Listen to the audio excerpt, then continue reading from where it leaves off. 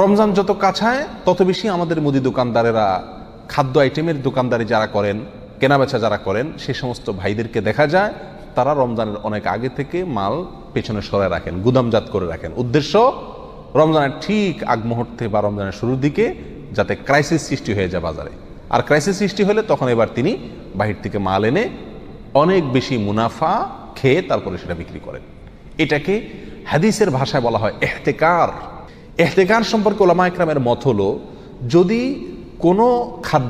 কোনো খাদ্যদ্রব্য এটা যদি গুদামজাত করে না রাখা হয়, তাহলে বরং কোনো সমাজের, কোনো শহরের মানুষ পরবর্তীতে ঝামেলায় পড়বে, অসুবিধায় পড়বে, বিপদে পড়বে। একটা সিজনে প্রচুর পরিমাণে হয়েছে, প্রয়োজনের চাইতে অনেক বেশি হয়ে গেছে, আর এটা সারা বছর হবে না। এখন যদি গুদামজাত করে না রাখা হয় তাহলে বছর অন্য সময় পাওয়া যাবে না। এই টাইপের গুদামজাত করা ইসলামী শরীয়তে জায়েজ আছে। যেমন আমাদের দেশে আলু হয়, পেঁয়াজ হয়, সারা বছর হয় না, যখন হয় তখন প্রচুর পরিমাণে হয়।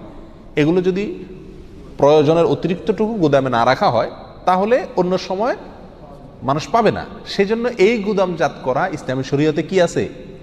জায়েজ আছে।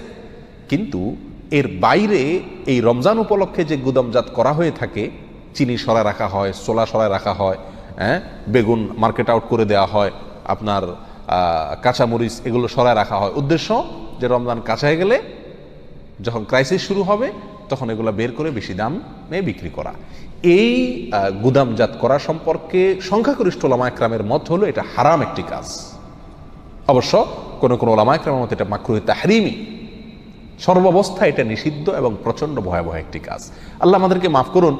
রমজানের আগে অর্থাৎ শাবান মাস থেকে সাহাবা ইকরাম রাদিয়াল্লাহু আনহুম এবং ইসলাফ তারা যাকাত দেওয়া শুরু করতেন, সদকা দেওয়া শুরু করতেন। উদ্দেশ্য এই যাকাত এবং সদকা নিয়ে গরিব মানুষ যাতে রমজানে ভালোভাবে আল্লাহর ইবাদত করতে পারে, তাদেরকে সহযোগিতা করতেন। রমজান আসার আগে একজন ব্যবসায়ী, একজন মুসলিম ব্যবসায়ী, তার তো দায়িত্ব ছিল রমজান উপলক্ষে বরং জিনিসপত্রের দামকে কমায় দেওয়া, রোজাদারদের খেদমত করা।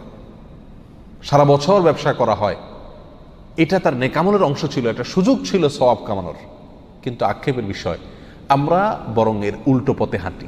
আমাদের ব্যবসায়ী ভাইরা এর উল্টো পথে হাঁটেন, বেশিরভাগ ব্যবসায়ীরাই এর উল্টো পথে হেঁটে থাকেন। মনে রাখতে হবে, এই টাইপের গুদামজাত করে যদি আপনি বাজার ক্রাইসিস সৃষ্টি করেন, ক্রাইসিস সৃষ্টি করে জিনিসের দাম বাড়ায় দেন, এরপরে বেশি দামে আপনি বিক্রি করেন, তো আপনার জন্য এই কর্ম হারাম কর্ম। আপনার এই রমজান কোনো কল্যাণ আপনার জন্য বয়ে আনবে না। আল্লাহ তাআলা আমাদের ব্যবসায়ী ভাইদের মধ্যে সুবোধ দান করুন, তাদেরকে সুমতি দান করুন। আর আমাদেরও উচিত রমজান আসলে খাই ভাবটা কমায় দেওয়া।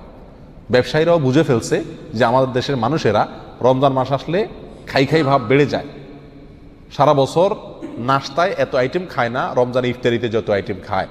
সারা বছর রাতের খানা এত আইটেম খায় না, সাহারিতে রমজান মাসে যতখানা মানুষ খায়। সারা বছর মুদি দোকানগুলোতে এত বিক্রি হয় না, রমজান মাসে যত বিক্রি হয়। কারণ কি?